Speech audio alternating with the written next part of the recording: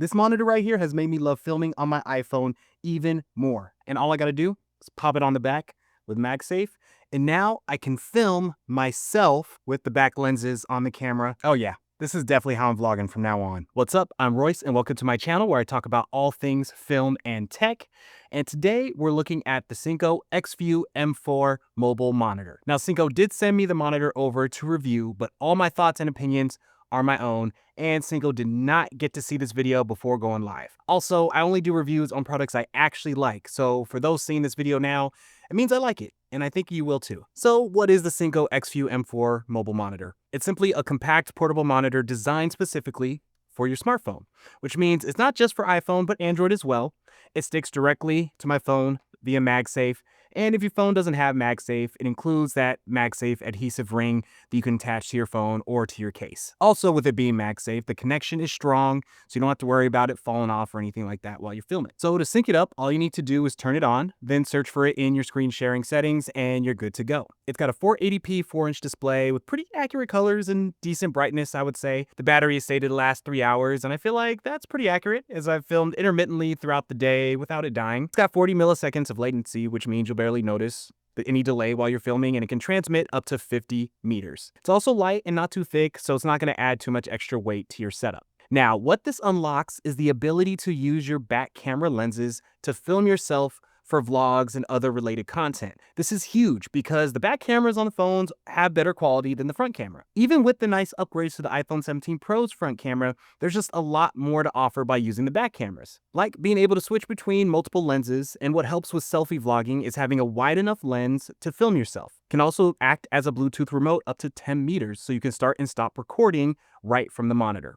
Speaking of the monitor, let's go over some of the other controls that are on the side of the monitor because each button has two functions. At the top is the shutter and aspect ratio button. Press once for recording and long press to change the monitor aspect ratio. Next is the screen mirror rotation button. Press once to flip the screen horizontally and long press to rotate the screen 180 degrees.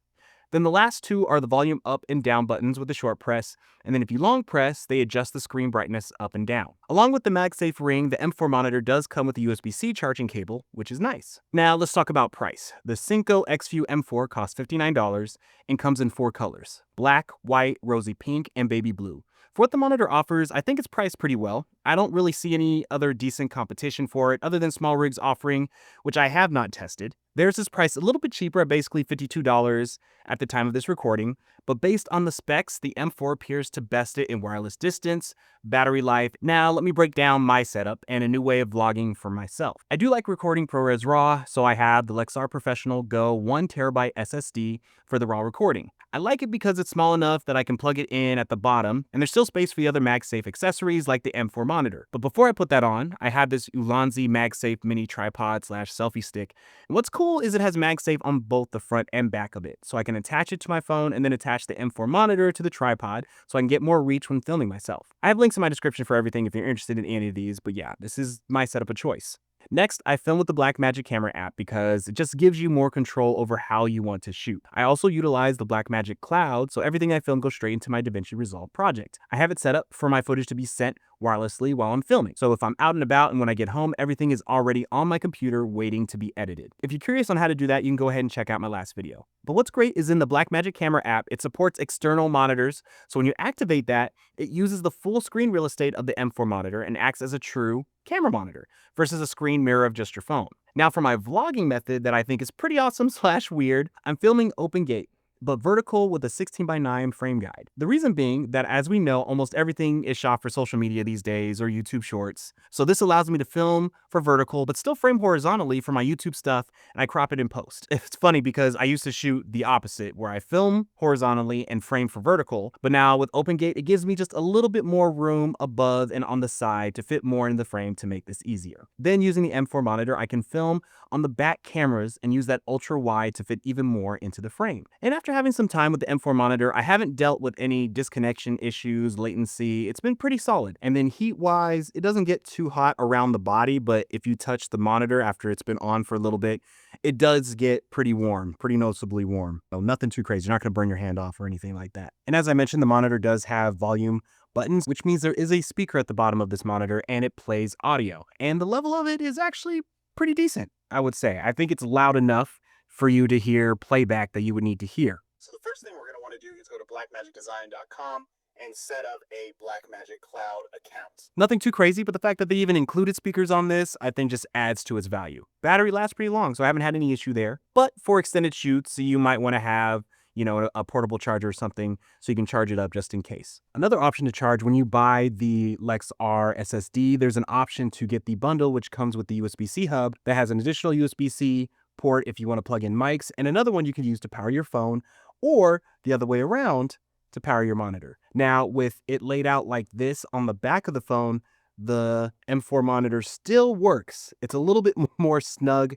It's not perfect, but as you can see here, it stays on. I could shake it. We're good to go. And then I could plug in a USB-C cable here into the USB-C hub. And you see at the top over here, it's applying power and it's charging. So this is a way where you could still charge the monitor while you're filming with just your phone. I would definitely want to get a smaller USB-C cable though, so this is a little bit cleaner.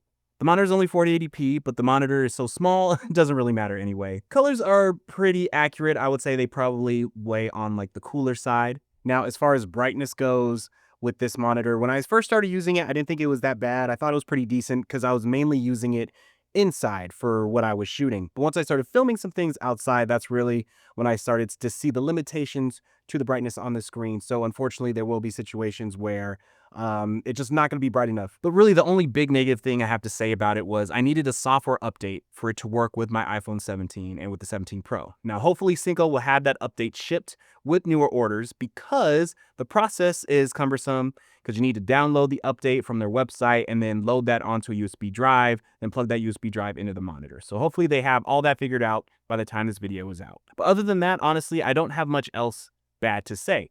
It works as advertised, and this paired with the Blackmagic camera app, it's just awesome. Now, actually, backtrack. Literally from when I recorded that last point, I did run into one really annoying issue with the monitor, and that is when you're using this as the full extended monitor for your iPhone in the Blackmagic camera app. So I turned off my monitor while the Blackmagic camera app was still open, and then when I turned it back on, it was having issues reconnecting. Every time I tried to reshare to the monitor, the Blackmagic camera app would crash. And the only way to fix that is I had to go into the monitor settings and just switch it back to the screen mirroring mode.